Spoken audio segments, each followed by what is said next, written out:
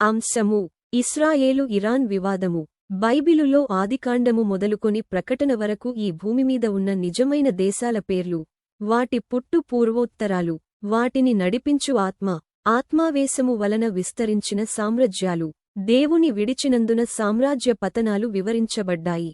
యాకోబు నుండి 12 గోత్రములుగా ఇస్రాయేలు ఏర్పడి చివరికి యూదా గోత్రము మాత్రమే మిగిలిన సంగతి మనకు తెలిసినదే.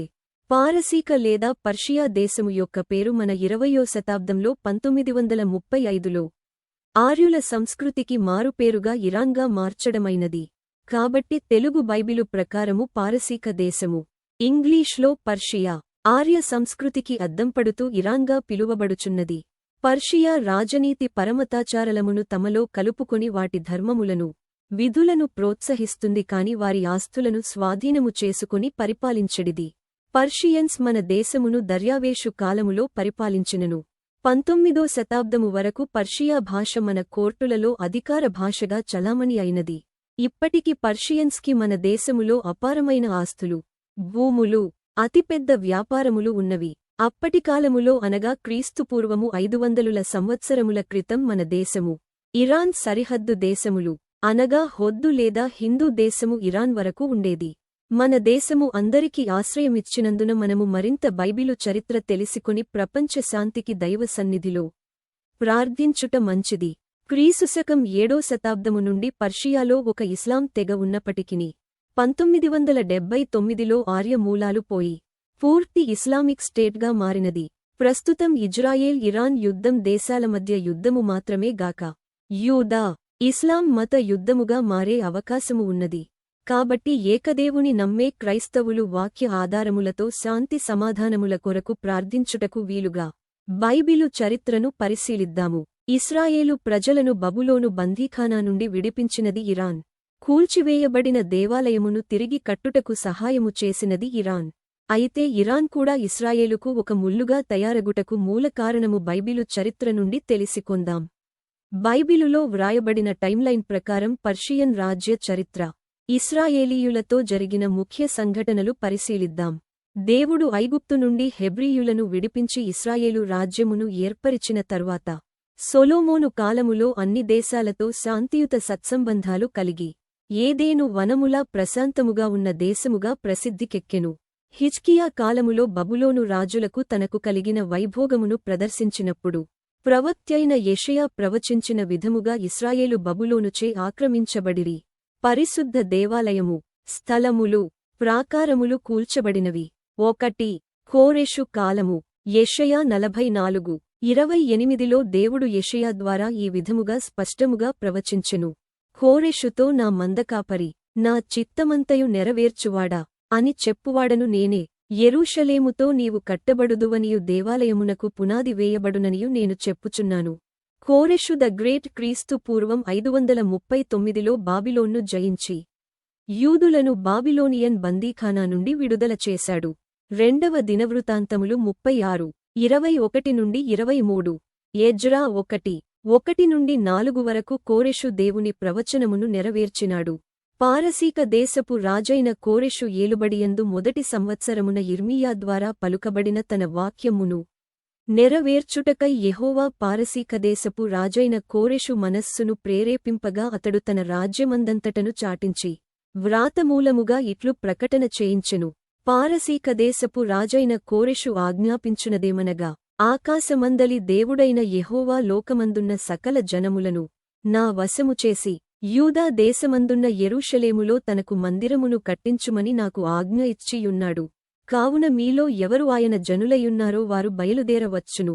వారి దేవుడైన యెహోవా వారికి తోడుగా నుండునుగాక.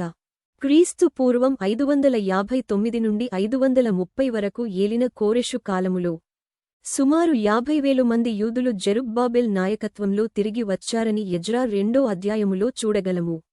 2 యూదా విరోధి కాంబైసెస్ కాలము. అయితే సాతాను ఆత్మ కలిగిన రెండో పర్షియా రాజు కాంబైసెస్ కాలములో యూదుల మీద వ్యతిరేకత వల్ల అధికారులకు లంచములిచ్చి ఆలయ నిర్మాణం నిలిపివేసిరి. ఎజ్రా 4:1-5 వరకు. బైబిలులో ఈ రాజు పేరు వ్రాయుటకు పరిశుద్ధాత్మ అంగీకరించనందున యూదా విరోధి అని వ్రాసిరి. 3 దర్యావేషు కాలము. దేవుని ప్రవచన నెరవేర్పు ప్రకారం 1 దర్యావేషు ఆధ్వర్యములో ఆలయ పునర్నిర్మాణాన్ని హగ్గయి జెకర్యా ప్రవక్తల ప్రోత్సాహంతో మళ్లీ ప్రారంభించాడు. హగ్గయి 1:1 నుండి 15, ఎజ్రా 6:1 నుండి 12 వరకు.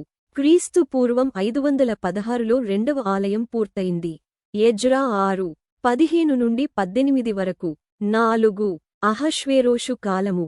తరువాత ఎస్తేరు గ్రంథంలో అహష్వేరోష్గా పేర్కొనబడిన పర్షియా రాజు కాలములో హామాను యూదులను నిర్మూలించే కుట్రను ఎస్తేరు, మొర్దెకై భగ్నం చేశారు. ఎస్తేరు 3 నుండి 9.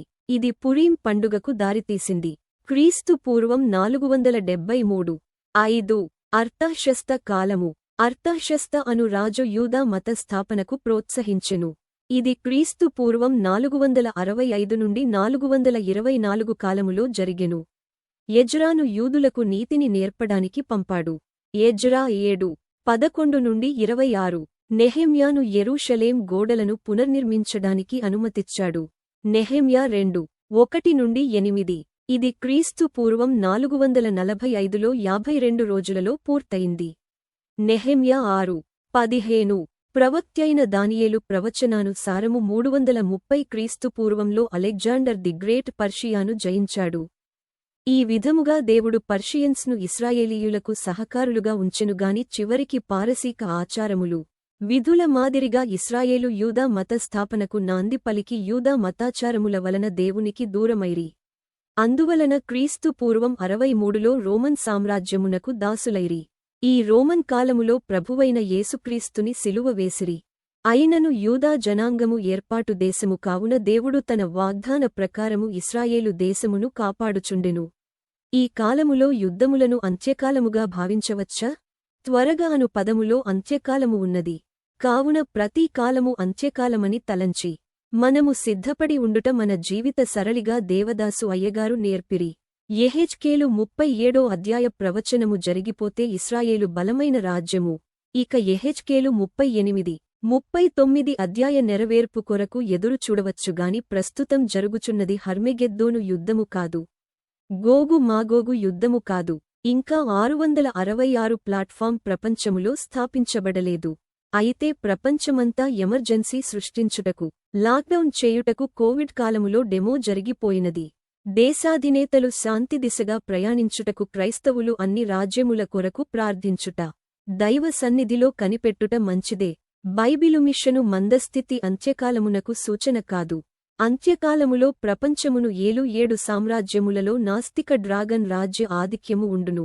3 అబద్ధ ప్రవక్తలు ఉందురు. ప్రపంచమంతా విగ్రహారాధన ప్రభావము ఉండును. ముఖ్యముగా ప్రపంచము క్రీస్తు పేరుమీద నడుచునుగాని అంత్యక్రీస్తునకు ఎక్కువ అభిమానులుందురు. కావున ఇది యుద్ధ సమాచారమును గూర్చి వినుట మాత్రమే. అంత్యకాలములో క్రైస్తవుల శ్రమలు వేరే విధముగా ఉండును. సువార్త ప్రవక్తల శక్తి కూడా చాలా బలముగా ఉండును. 2 పర్షియా రాజు కాంబైసెస్ కాలములో యూదుల మీద వ్యతిరేకత వల్ల అధికారులకు లంచములిచ్చి ఆలయ నిర్మాణం నిలిపివేసిన వ్యతిరేక బీజము ఇప్పుడు మహావృక్షమైనది. అనగా మేము కూడా క్రైస్తవులమే అని సంఘములో చేరి దుర్బోధ నేర్పుట. ఇది కూడా రాకడకు ఒక గుర్తు. మహాఘటసర్పకూటమికి నాంది. రక్షణ మహా సంకల్పమును అభ్యసించిన వారికి అర్థమయ్యే ఒక మాట. దేవుని కృపాకాలము విస్తరించుటకు క్రైస్తవులు వాయుమండల అంధకార శక్తులతో ప్రార్థనలో, దైవ సన్నిధిలో పోరాడు సమయమిదియే. క్రైస్తవ సమాజము సరదా టాపిక్లతో కాలం గడుపుచున్నారు. గాని యూదాను అలుముకొన్న ముండ్లు క్రైస్తవులను అలుముకొని మొలిచినవి. దేవుని సన్నిధిలో కనిపెట్టనిచో ఆ ముండ్లు గట్టిపడును. సాతానును ఎదిరించినచో ముండ్లపొద మొదలంటు కాలిపోవును. దైవజనుడు దైవసన్నిధి నుండి పొందుకొనని ప్రతి ప్రసంగము విశ్వాసికి ఒక ముల్లు. సారాంశము: సమస్త వివాదములకు, అశాంతికి, సమాధానము పాడైపోవుటకు కారణము పాపము. దేవుడు ఈ మానవుని సుందరమైన, ఆహ్లాదకర ఏదేను వనములో ఉంచెను. పాపము వలన ఆదాము హవ్వలకు కయీను అను ముండ్లపొద చుట్టుముట్టినది. అయినను ఆ ముండ్ల మధ్య షేతు అను లిల్లీ పుష్పము మొలిచినది. అదేవిధముగా హానోకు, నోవహు, అబ్రహాము, ఇస్రాయేలు ఏదేను వన పరిమళము కలిగినను. హెబ్రీయులకు నోవహు సంతతి అమ్మోరీయులు, లోతు కూతుళ్ల కుమారులైన మోయాబీయులు ఇస్రాయేలు చుట్టూ ముండ్ల పొదలైరి. ఇదంతా ఇస్రాయేలు రాజుల పాపము వలన జరిగినది. ఈ ముండ్లన్నీ కలిసి ఇస్రాయేలును నెబుకద్నెజరుకు బానిసలుగా చేసిరి. అప్పుడు పర్షియా రాజులు యెరూషలేమును తిరిగి కట్టించిరిగాని వారు యూదామత మౌఢ్యమునకు దారితీసిరి.